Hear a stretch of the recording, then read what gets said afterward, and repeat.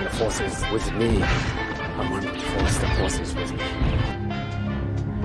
So be it, Jedi.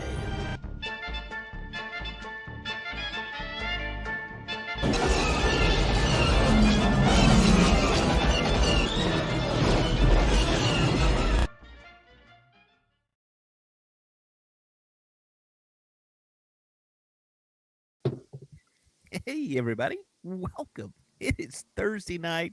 We are here at the GNN Cantina Happy Hour, just having a good time, ready to talk some Star Wars. We got a lot of stuff to go over this week. We're all excited about it. But before we do, I am your host, David, as you all know. Also with me today is Debbie. How are you, Debbie? I'm good. Got my Cool. camera fixed, so I Yeah, don't look like I'm in a dust storm on Tatooine anymore. that's right. Also with us tonight is Cam from Cam and Focus. How are you, Cam? Doing good. Hello, hello. Cam is once again a voice, just a voice with us today. We don't get to see him. We are not afforded the luxury. Well, I'm glad to know that you think so highly of it. Are we? Would we turn into stone if we did? Is that what it was? Yeah, well, I'm not wearing my snake wig today, so you don't have to worry about that. Awesome, awesome, very cool. Well, today we're gonna look at this first. We had an official clip from Mandalorian season 3 released, and we're gonna watch that clip. It's just for about 45 seconds. It's not nothing huge. My guess would be it's probably gonna be from the first episode, because generally when they release clips and trailers like that, everything that's in those is all just the first episode. Basically, you get everything from the first episode and nothing else. So we're gonna look at that. Let me bring that up, and we will play that along. Hang on just one second. Here we go. Now, as I was saying, there's a beautiful parcel available down here by the flats. I appreciate the offer, but I have some matters to look after. Well, I'm confused. I thought you had completed your mission, but you're still running around here with the same little critter. It's complicated. I completed my quest. He returned to me. I removed my helmet, and now I'm an apostate. Which is all the more reason for you to stay here with us. Where you're from, you may be an apostate, but here, you'd be landed gentry.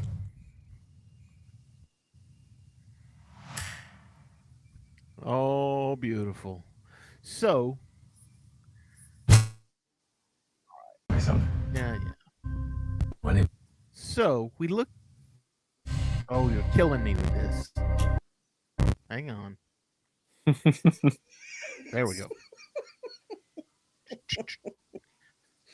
Hang on a minute. Now my screen's going crazy. Okay, so we look at this. Oh. And initially, just on an initial view, what are our thoughts on this? Other than the fact that Grogu is now going to be a poster child for Reese's Pieces. Well, I mean, it's nice to see a clip, from the new season. It's really kind of only affirming what we already know from the previous season. Well, not necessarily previous season, but more so previous season 2.5, I guess. But I mean, it's interesting. I'm glad to see Carl Weathers back. It'll be nice to see how the relationship between him and Mando continues to evolve. Yeah, definitely. And I'm curious as if they bring back Cara Dune too. And I know that's kind of because that's like because Carl Weathers and Cara Dune were both working together when we last left them. They were cleaning up the streets and Yeah. making things better for everyone there. But yet we know that Disney did not fire Cara Dune. Disney simply did not renew her contract. So Same you will thing. never hear me say I know. But again, you'll never. They didn't really fire her. They just said, okay, well, fine, we're not going to renew your contract, and you will no longer work with us. I mean, it wasn't like, oh my gosh, you did a horrible thing, you're fired. They just found a nicer way around. It was almost like when people come up and say, you're not going to be fired, but we're urging you very strongly to retire, like a forced retirement kind of thing. Yeah, So I mean it's a shame, but like, political views aside and whatnot, I don't really care about all that. But I did genuinely like her character. I mean, granted, Gina Carano is no, Oscar-worthy actress or anything like that, but I did like the character of Cara Dune. yeah, and really too. I mean, the fact that politics were getting in the way, I think, is what bothers me about the whole thing. I don't care what your political affiliations are, one way or the other. I've gotten so much angst about it just over the last few years that I really don't care anymore. It just to fire someone because they have a different set of beliefs and a different set of views than you do. Not fire. I say that wrong. If you decide not to renew someone's contract because they have a different belief system or a different belief set of views than you do, I think that's unfair. That's what gets me. And to make that worse, Pedro kind of said a similar thing. Nothing happened to him. I know. Well, Yeah. I don't know all the facts behind it, but the prevailing story that I've seen, especially back when the outrage about it was at its peak, was she was voicing her political views online, and they were controversial. I guess Disney or executives from Disney asked her to stop. She didn't, and then that's what led to her contract not being renewed. I don't know how true that is. I mean, and truly, I don't really care to know, but it's just a crappy situation all around, really. And if it was one of those things where even if they did come up to her and say, "Look, you need to stop doing this, or we're going to sever ties with you," again, that to me, that that here in America we have free speech. If you want to talk about that, that should be a free speech, and that should not threaten your job in any way, shape, or form. But we try not to get the only politics we like discussing on this show is galactic politics, the Empire, the New Republic, Senate redistricting, the whole kit and caboodle. That's about it. That's as political as we're gonna get here. So, I like that Grogu is still, even though he's given up the way of the Jedi, he's still a Force sensitive, and he seems to have almost a little bit of a better mastery of it. He was using it to make his chair spin around. He grabbed the Reese's, whereas in seasons past we've seen him, and he does like one thing, and it's like it wipes him out. It takes a lot for him to do that. He needs an orange slice. Yeah. Does anybody have any orange slices? That's this weekend, Debbie. You just hold off on that. Hold on. Saturday morning. I think that's when Luke and I are going too. So anyway, but it looks like he's growing a little bit into his character. We had Grogu, we had Grief. Grief is trying to keep Mando there. Mando, as we all know, seems to want to go back to Mandalore and bathe in I forgot what it was. Bathe in some kind of pools there on Mandalore, in the caverns of Mandalore, that'll renew him. So, yep.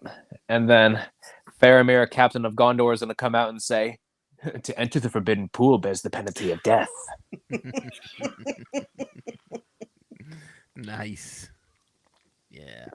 Okay. So we had one other thing that I'm going to show you here, and this isn't really Star Wars, but it has everything to do with our favorite person from Star Wars, so we're going to show it here. Stephanie says, "The living water, I think." They need a mermaid's tear and something else to raise the fountain of youth.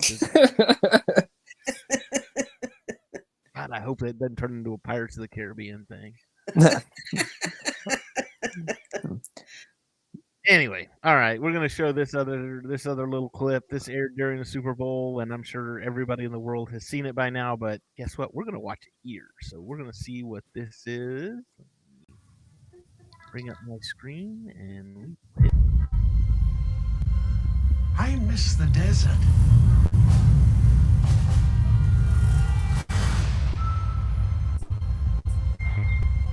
I miss the sea.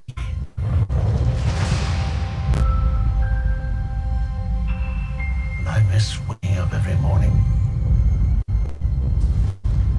wondering what wonderful adventure the new day will bring to us. Those days have come and gone. Perhaps not. I don't believe in magic. But a few times in my life,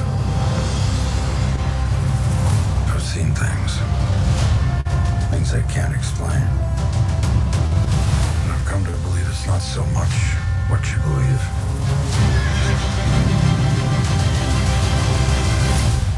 It's how hard you believe it.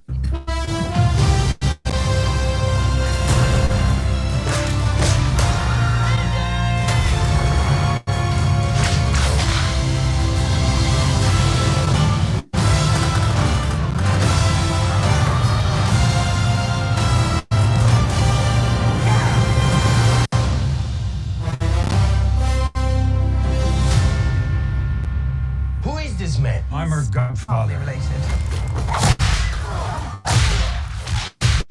Get back.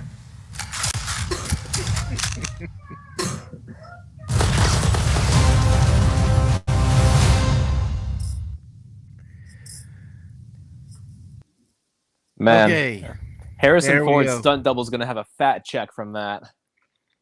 I'm telling you, I am. I'm. He's only what 80 now, or pushing 80. 80, close to it. He's 80. So I'm excited for this. It's got to be better than the Crystal Skull. That's all I'll say, because you can't really get any worse than the Crystal Skull. Oh, don't say that. For God's sakes, don't say You, that. you just jinxed it. No. It's going to be the Indiana Jones equivalent of Birdemic. This scares me, although I'm so excited to see Harrison back as Indy to close it out, although I thought the last movie kind of closed it out, but at any rate. But I worry because, now we're getting into time travel, and I'm not a big Is it though? Is it? I mean, yeah, we saw a younger Harrison Ford there, and obviously they did a de-age thing. But is it time travel or is it flashbacks? I don't know. From what I've seen, it's time travel. And from what I've heard, I don't like it. So Getting a little. I don't know. It's like the Crystal Skull then, to where it's a little too much sci-fi versus too much versus. I hope I'm wrong, and I hope what I read is totally wrong. I really do. I'm not a big fan of the lady. What's her name? Waller something. Phoebe Waller. Is that her Okay. name? I guess. The main lady that was up on the trailer. I'm not a huge fan of hers, so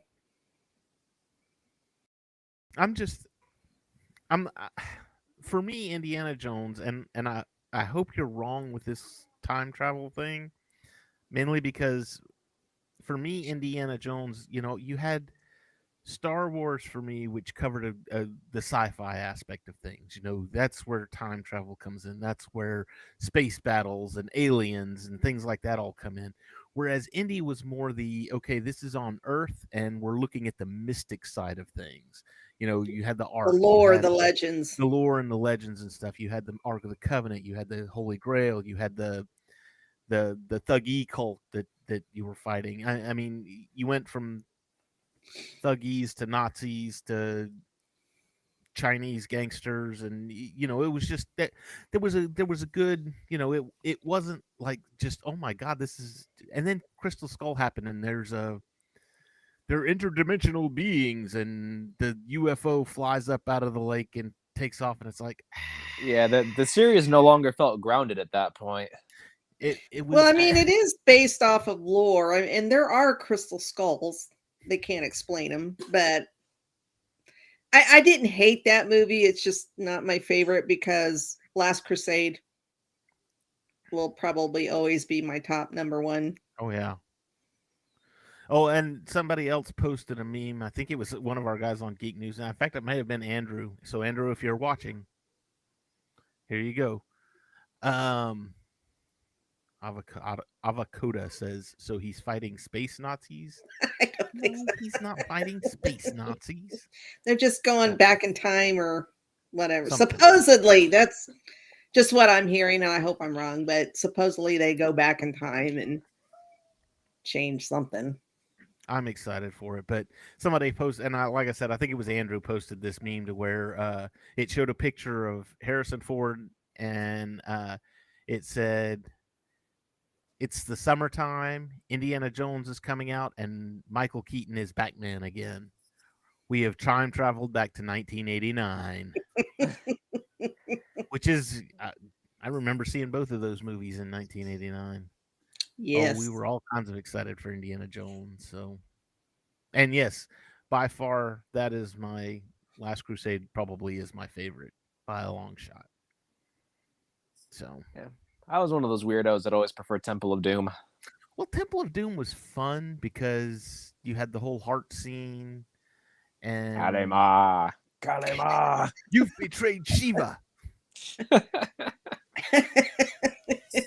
That was more of a, I don't want to say scary movie, but it was more dark. It was darker. Yeah. It was definitely bloodier, I think, too. Well, than and see, I feel like a huge reason as to why that one was always my favorite was I love whenever a franchise takes a turn and takes more chances with its content. I've been seeing a lack of that in the MCU, and that's a big reason why I've been kind of turned off to it lately. But the films that do take the chances, like Endgame, Winter Soldier, even Thor Ragnarok, those ones kind of broke the mold, and I kind of look back on Temple of Doom in the same way. Yeah, and let's face it, we know George Lucas loves making prequels, and if you'll look, Temple of Doom is actually a prequel to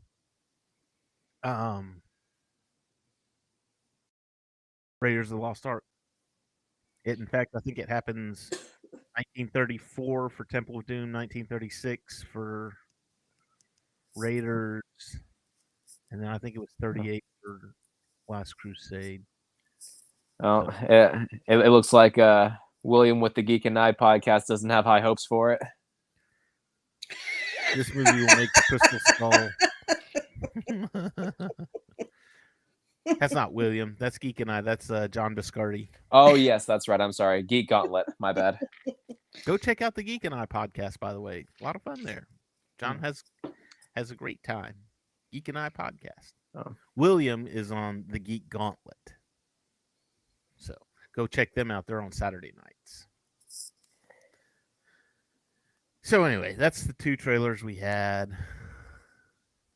Indy really wasn't Star Wars, but it's got Harrison Ford in it, who's Han Solo, so it might as well be. It might as well be. In fact, I gotta say, growing up, when I was a kid, now obviously later in life this changed, but when I was a kid growing up, I did not have a Han Solo action figure. I had all the main characters, but I did not have Han Solo. So I had Chewbacca and Luke and Leia and the droids and the all this other stuff. Avocoda says, I swear I read something that says it was set during the space race and he fights Nazis. Well, now the space race, I mean, that's what, late 60s? 1960? No. When did Sputnik happen? Maybe the 50s? I don't remember. But that was Russia, right? Yeah, that was the beat the Russians to the moon thing. And we won in 1969, but I think all the 60s was the space race. You had Sputnik happen, and then all of a sudden everybody's trying to go to space. But anyway, so Han Solo was one of the only action figures that I did not have, but I had an Indiana Jones action figure. So Indiana Jones always substituted for Han Solo during my You're play. interchangeable. Yeah, it's Harrison Ford. My Han Solo just happened to have a hat on, and 4 points of articulation in his legs, so he could ride the horse. But It's not a horse; it's a tauntaun. yeah, well, Get your facts straight. well. No, Indiana Jones had a horse because the I know, Indiana Jones figures had the horses. But yes, you're right. I could make him ride the tauntaun. Anyway, all right. Let's talk Bad Batch. We got another. I don't think this was a filler episode. I think there was. They're trying to move forward with a story of sorts. I think there was some character growth here from Tech. from Tech, and I think a little on Omega as well.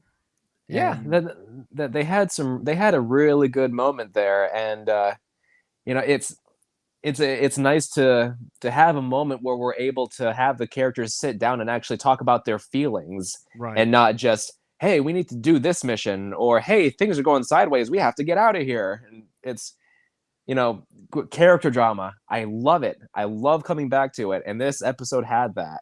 Yeah, and it had a good amount of the action. You had the storm. They got their ship stolen. If you haven't watched it, by the way, go watch it and then come back and watch us later, or just be ready to talk about spoilers because we're talking about spoilers here. So anyway, they got their ship stolen, which I want to talk about that real quick for a minute. They landed on this planet. They're looking for this mineral that's in the mine, Ipsium. that's very unstable until it's refined. So it's a lot like what were they using in Solo? Coaxium. Coaxium. Yep. Ooh, coaxium, ipsium. Maybe they're on the same. Anyway, Not far from the periodic table. yeah. Maybe they're pretty close to each other on the periodic table of Star Wars elements. So anyway, but they get their ship stolen. Now, the thief. They showed the thief who stole the ship several times. I want to hear what your first impressions were because I want to see if they lined up with mine. Debbie, what was when you first saw him? What was your first thought? Well, for some reason, he or she looked familiar, but I just couldn't place where I'd seen them from.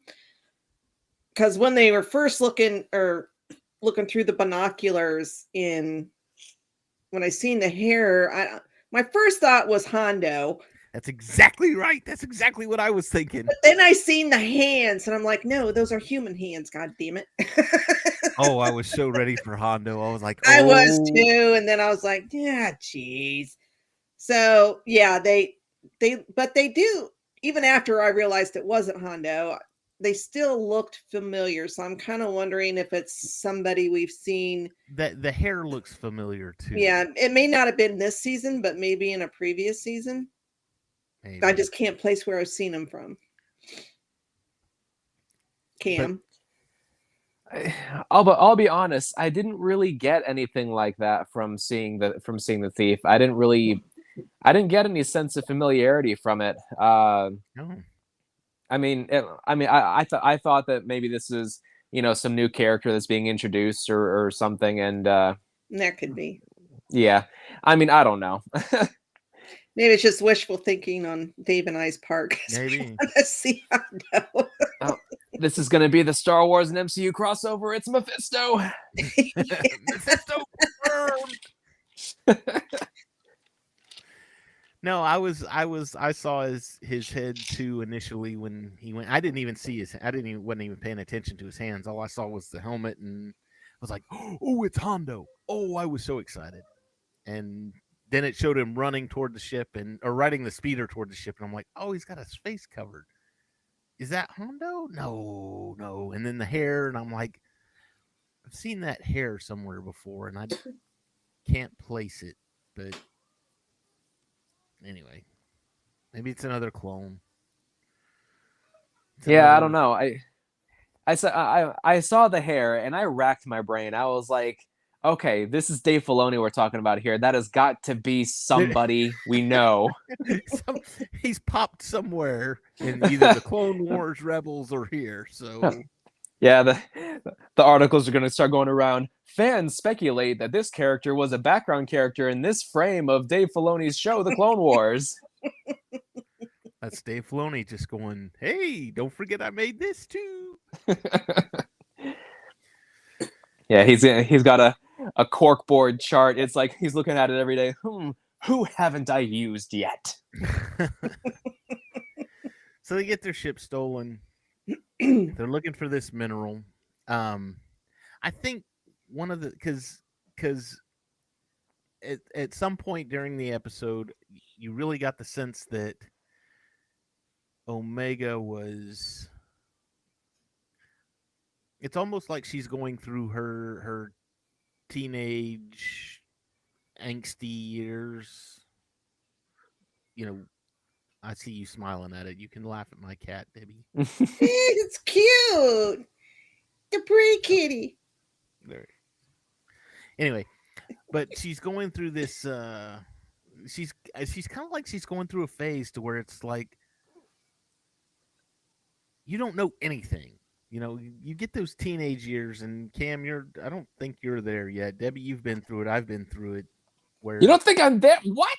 Are you? Do you have teenagers? Oh, I thought you meant me personally. I was going to say, wow. I know I I'm meant young, raising but my God. teenagers. When you're a teenager and you act like that, it's fine because you don't see That's it. totally different. It's completely different. When you are a parent and you have kids that are teenagers, then it's an issue. Oh, the angst. Oh, You don't understand me, Mom.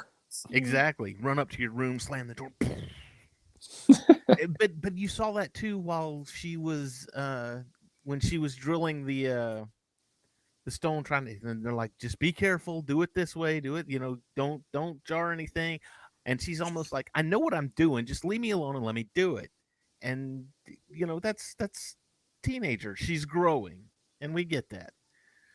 So that there was a lot of that through the episode, and she had a lot going on. She had obviously her teenagerness is kicking in, but then she's worried about Echo, which maybe I missed it, and maybe I'm going to have to go back and watch the first season. I really didn't get that there was that much of a connection between her and Echo. Did I miss something along the way, or well, I mean, was there a stronger relationship tie there? I think this season there was, but 5 episodes in, and 2 of those episodes didn't even have the Bad Batch. No, I guess we're 8 episodes. Well, I mean, Debbie is right though. To be fair, the few episodes that Echo and Omega shared together was more relationship building than they had in the entire first season.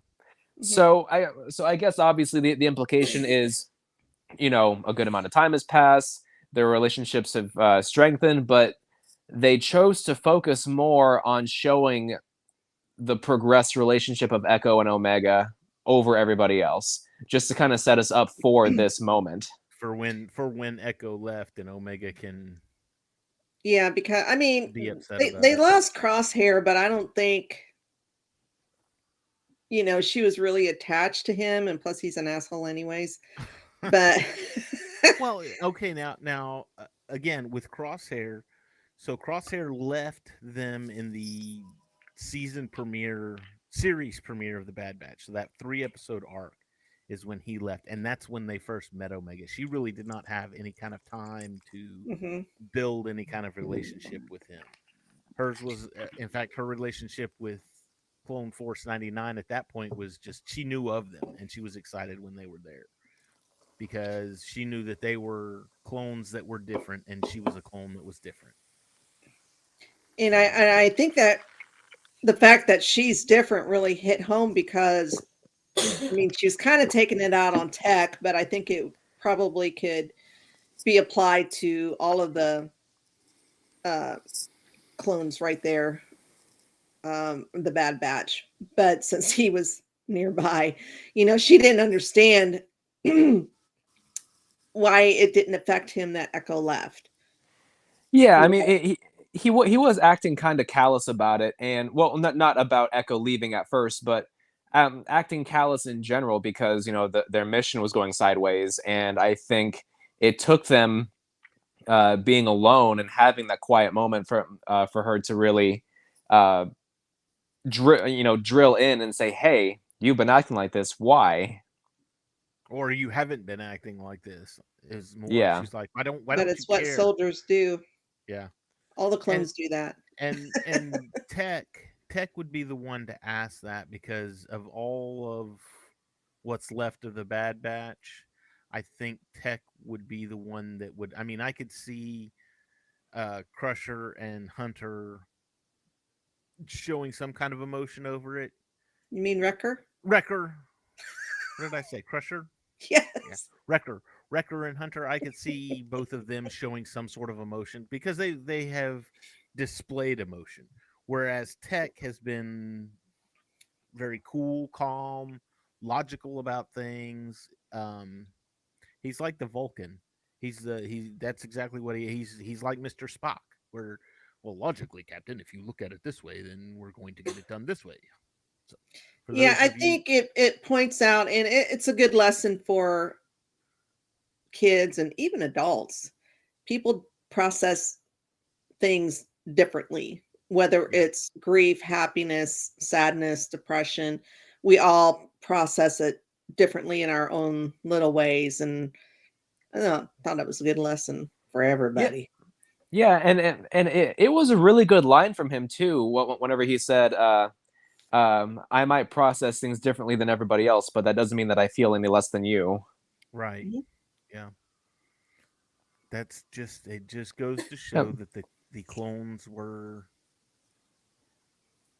people.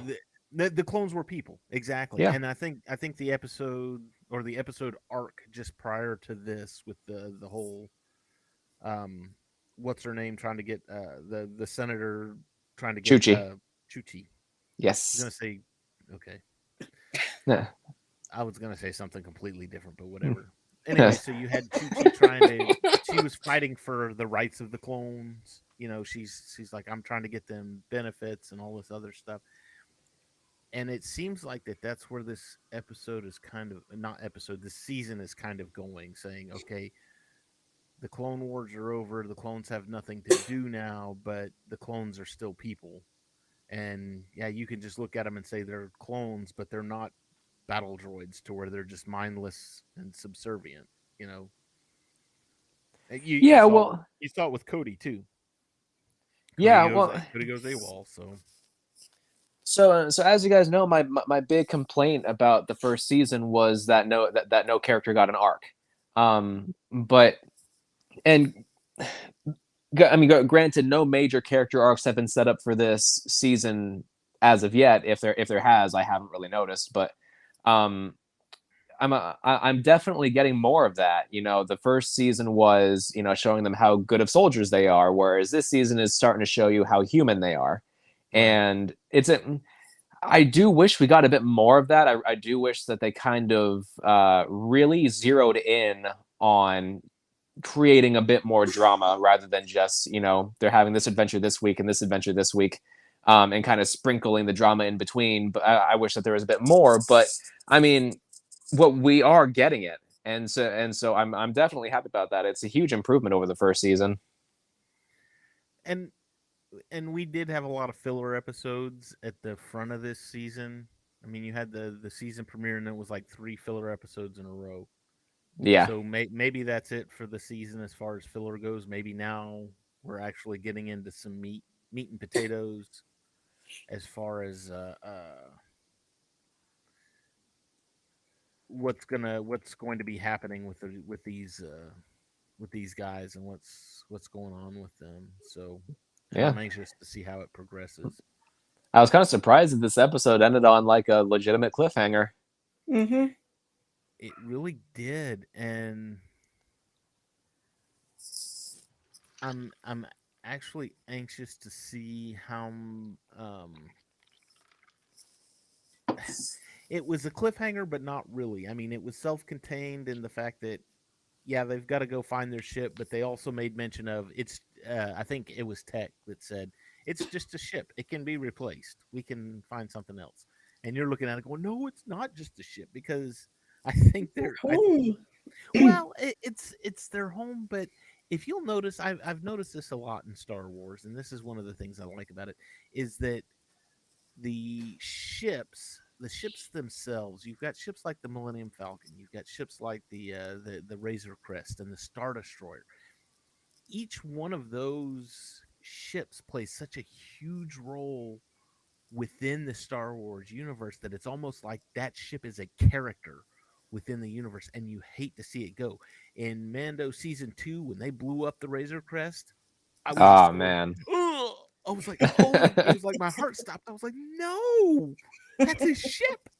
Because I mean, you got so used to it, and you were so involved with it that ship was like a character. And I think the same thing could be said about the Bad Batch too. Was they had their shuttle, and they've had it for a season and a half so far, and for it to get stolen, that's like a big deal. Well, that and is for Omega, that's outside of Camino. That's the only home she's ever known. and to add to that, she just lost Echo. Go. So she So lost yeah, it was a Echo. double whammy for her. Yeah, she's lost two family members within the last week. So, or within the last 2 episodes. So that's that may or may not add to her angst. But I think she's found some coping mechanisms. I think Tech helped her find some coping mechanisms with it. Well, whenever their ship got stolen and she was talking about how it's their home, I was like, oh my God, her stuffed animal's on that ship. No! Yeah, it sure is. See, the ship is a character. It carries her stuffed animals around. It's got all the weapons on it. Yeah, I would need I would need an entire Star Destroyer to carry on all my daughter's stuffed animals. She's got a freaking army of them. She could probably take over the world if they were sentient. You know what? Samuel's the same way, and I blame myself because I'm darn good at those claw games. I can put $1 in and win 2 or 3 prizes. So it's my fault. I know. I blame myself, but that's okay. So they get stuck in this storm. They get their ship stolen. They mined the Ipsium, whatever, Ipsium. Potato. Yeah. They mined the Ipsium, and they lost it. They lost it in the scene from The Lion King. That's what I was thinking, and I was just about to say that.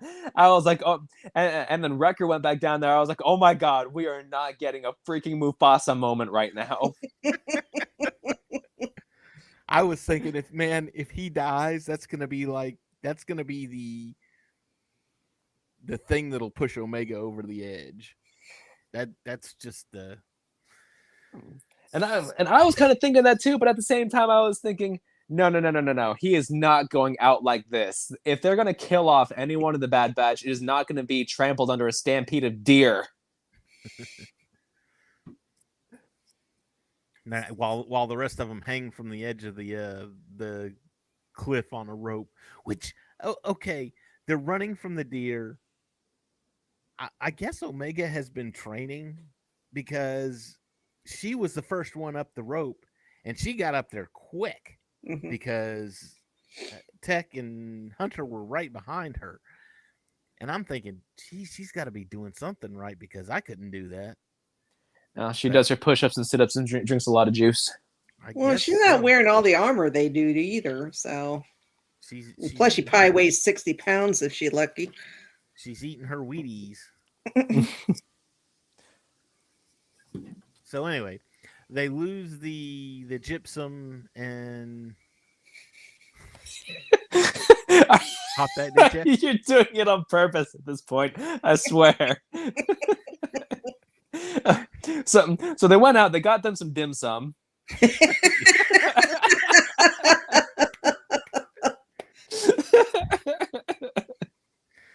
Oh.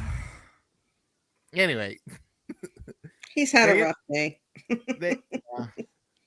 they end up losing it, and they get caught in this storm, this lightning storm, and they find another mine. And honestly, when they found that other mine and they're like, oh, we're going to take shelter in this other mine, the only thing I'm thinking is they're about to find like the mother lode of this stuff and they have no way to transport it. So, Well, you were and half right. They did. And I guess I didn't realize that Omega still had her tool and she still had some of the, what you call it, the little vials left. Mm-hmm. Yeah, that the episode where she's pulling the Epsium and Tech's sitting there watching her.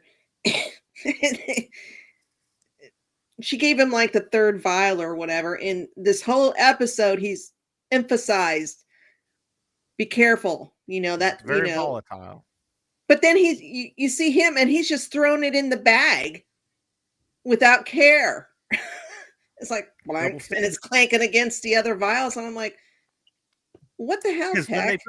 When they had the bag with the original bag with the vials in it, it was like it was actually a container, and they opened the container up, and they had the vials in individual soft padded things so that they wouldn't clank against each other and cause them to explode. And I'm looking at it going, And then this is what really got me was they had to go to or they found Omega fell, and she fell into the Goonies water slide because they all went down. And there's a lot of references in this one, or did I just miss that?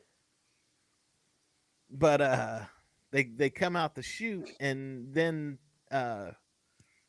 Wrecker and Hunter come after them.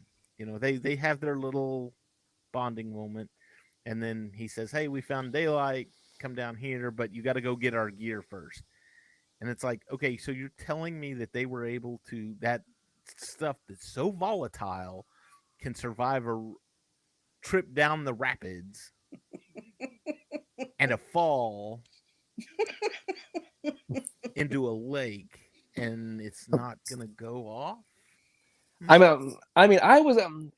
was thinking, because initially whenever Omega and Tech went, fell off that precipice, they fell a long way down. But before they hit the river rapids, they fell a long way. And so I'm thinking, these loose vials in this bag, surface tension sucks. So how the hell did those things survive being smacked down on that water after the fall? It's Star Wars. It's a different set of physics. It's a Well, galaxy far, far away. Tech told them to scale down the cavern. Oh. So they probably scaled down, but still, riding the rapids, that would still, clank, and clank. whatnot. Unless they were just like riding the rapids, holding the bag up over their head. Yeah, that could be too. Just hold it up and kick really hard. Try not to hit the top of the cave. Yeah, it would be like the scene from Finding Nemo where the torpedo just slowly descends down on that water mine, and once it hits, you just hear tink.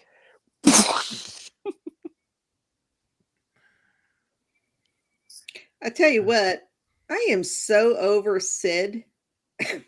Oh yeah, I don't like her. I never liked her. I'm just they went to go get the Ipsium for you little twit. And she's I like, can't come and "No." get you for a couple more days. Yeah, and it's just like, I just if you ever wanted to bitch slap somebody, it would be her. I just hope she doesn't turn into one of these, or I just hope they don't do a okay, well, here's why Sid wasn't helping them out because it's another Bad Batch episode without the Bad Batch, but it's Sid doing her own thing. I hope not. I hope they don't do that either. That Because sounds like something that they would do. Truly, I don't need to see that. I mean, honestly, I don't even like Sid. I mean, even as a character, the one thing about her that I find endearing are the nicknames that she gave to the Bad Batch. Goggles. Yeah. Bandana. I like it. So they get out of the mine. They blow their way out. They use some of the. I gotta find it. Dim sum. Yeah, the dim sum. Oh my goodness. You keep saying that. That reminds me of the movie. I don't know if you ever saw the movie Sneakers with Robert Redford. Robert Redford and Sidney Poitier and Dan Aykroyd and Christian Slater and no, not Christian Slater. River Phoenix. I was gonna say Christian Slater. Since when has he had a career? But go watch it. It's a great movie. It's about like codes and espionage and all kinds of cool stuff. Go watch it. It's a great movie. But there's this one scene where one guy says, you want to go eat at the dim sum bar? I'm like, so you keep saying it, and I'm just like, that's all I can think of. It's a great movie. Go see it. It's awesome. Go see it. Thank me later. It's fine. But anyway, they blast through. They kind of just it kind of ended on a note of, well, what are we gonna do now? And Omega, this is where Omega has learned, and it's like we'll make it work. We'll figure out a way because that's what we do. Well, I'm sure they'll have another run in with the thief. The thief. Yeah, something will happen, and well, they'll run into him, get their ship back. I was actually looking to see how many more episodes we have. I think we have 7. There's 7 left. The next episode is called Retrieval. So my guess is that next episode will be them hunting down their ship, trying to find their ship, and getting it back. In which case, we may be introduced to the thief, or it's Dave Filoni. We will be reintroduced to the thief. Oh, jeez. We love you, Dave. Keep doing what you're doing. Come on the show anytime. We know you watch. It's okay. Yeah. It's fine. Okay. I'm just gonna call it now. So I'm gonna say that the thief is someone we haven't met before, but the thief brings the ship to whoever they're working for, and like a Bond villain, the chair slowly turns around and it's Hondo. And that'll be the end of the episode awesome. too. It'll end on a cliffhanger, and he'll turn around and say something like, "Well, what do we have here?" And then the end of the show, and you're just like, I would not even be mad. "Oh, I Not would." A new ship for my crew that I don't have yet. I'm still working on it. Oh me. And honestly, as much as I dislike how much Dave Filoni reuses characters, I will never be mad at seeing Hondo. Well, and which is why I tend to think that he's probably going to pop up in Ahsoka as well. It would not surprise me at all, even if it's just one episode and it's like Ahsoka and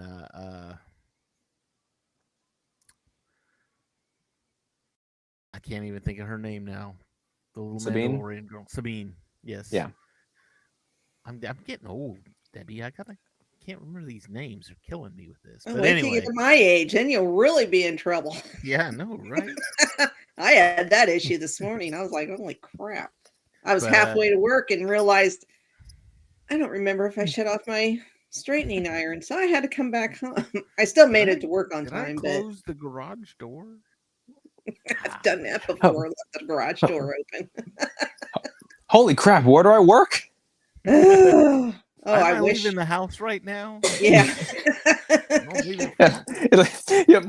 It'll be like a reenactment of the Mothman prophecies. It's just suddenly you're Richard Gere and you show up somewhere you've never been to before. You have no idea how you got there. With a gerbil. Richard Gere, gerbil. Mm. Did I lose walk into a everybody on room that and do joke? that. I honestly, yeah, that reference was lost on me. I'm sorry. Oh, go look up the Richard Gere and the gerbil thing and just Google it. It's hilarious. Anyway, Well. all right, Debbie. Did we miss anything? Not really. The only other little note if you haven't seen the series, then you have no idea what I'm talking about. But when this episode first started, I was kind of I think I was on my phone when I watched it the first time around, and the music came on, and my first thought was, crap, I hit The Last of Us. I thought I was on HBO and I hit the wrong episode, I thought I hit the wrong app, because I was like, why is The Last of Us music playing? Because that's exactly what it sounded like. Did not sound. I'm waiting Star for the Wars-y. last. I'm waiting for The Last of Us to finish before I watch it, so that I can binge the whole thing. That's my plan too.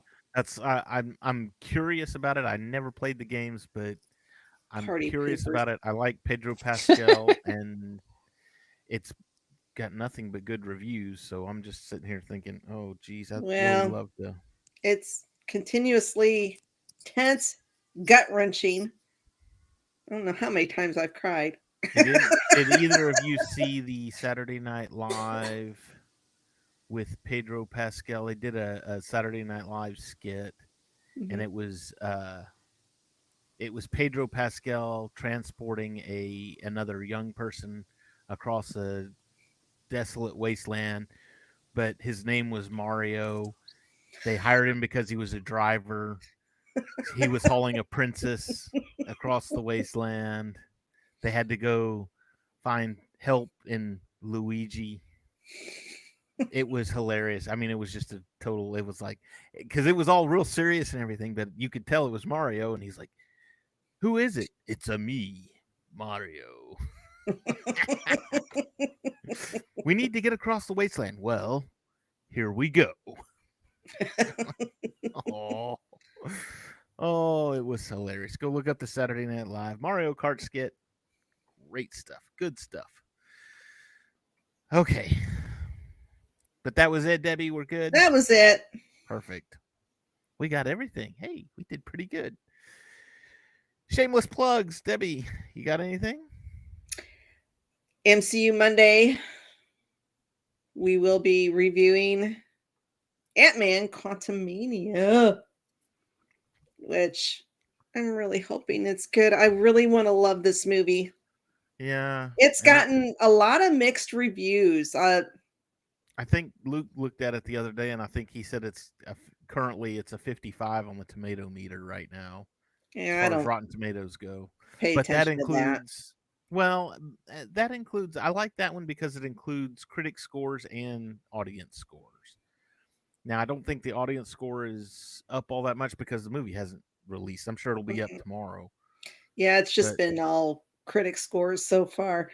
But just watching some of the TikTok review, they're spoiler-free reviews for the most part. If I think they're going to spoil something, I'll just scroll on by. But some of them seem to really like it and they really enjoyed it. Others were like, I don't know, they acted like they were confused. So I'm just like, what the hell? And then the one consensus was that Kang is a menace. Yeah. And I don't know, I know you don't watch previews or anything, but the latest TV spot's just hilarious because they recycle the joke from Infinity War. You know Thor? Yeah, not all that good looking, needed saving, we did it. But then in this one, in this TV spot, it's Kang's talking to him, and he goes, "Oh, you're an Avenger." He goes, "Are you the one with the hammer?" And he goes, "No, that's Thor, but we get mixed up a lot. Same body type and everything." Like, nice. Oh Yeah, gosh. it's a recycled joke, but it's still good. Still good. Anyway, Cam muted himself. Oh, sorry.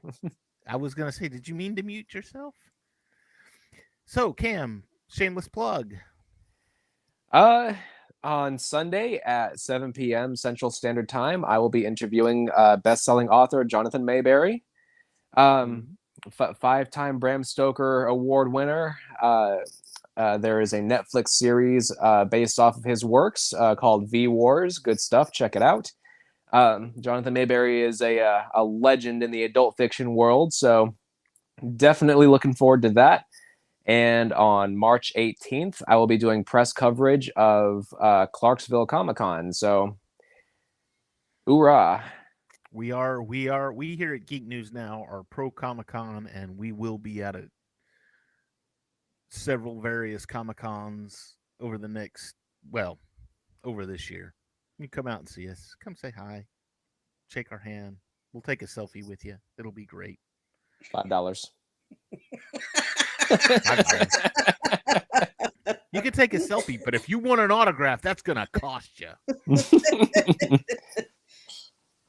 You better be willing to shell out the big bucks because we got to eat. Yep. It'll be just like today. They'll pull out their camera and I'll just turn the camera off. Yeah. Can't see me. Okay, so next Thursday we're discussing my shameless plug. Next Thursday, right here on Cantina Happy Hour, we're going to be talking about the next Bad Batch episode, of course. Actually, are we on? Not yet. That's going to be yet, the one after. The one after, not next week, but the week after next. We'll have Mando season 3. So we'll be discussing Bad Batch and Mando all at the same time. Geek Gauntlet podcast is on Saturday nights. Geek and I podcast is also on the GNN. You can find all of these podcasts, and they actually convert this show into podcast form, so you can take us and listen to us at work, which is really cool. But all of that's on Spotify and Apple and Podbean, Amazon. Wherever you get your podcasts at, chances are we're there. So go check out our podcast. Hit the like and subscribe on Facebook. Find us on Facebook, Instagram, Twitter, Twitch, TikTok, all the social medias were there. TikTok before they decide they want to ban it, because they're talking about that now. But China and everything. You know what? If someone was really smart, this is my idea. Patent pending. I'm going to create a social media platform exactly like TikTok. We'll call it something else, but it'll be exactly like that, to where you just post little tiny videos. Only it'll be American run. So when they do ban TikTok, I'm already there. Everybody's going to be buying into my app. That's right. Yep. I promise you, it's not. But I'll figure it out. It's not TikTok. My app is called Ding Dong. Okay. Yeah. Not the same thing.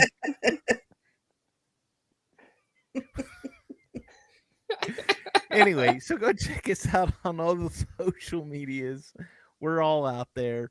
Go check out the GNN Cantina Happy Hour Facebook page. Like and subscribe to that one, because we're going to be doing a giveaway when Mando starts, and we need people on there just because. So anyway, go find us on Facebook. We'll talk at you people next week, and y'all have a wonderful week, and may the force be with you all.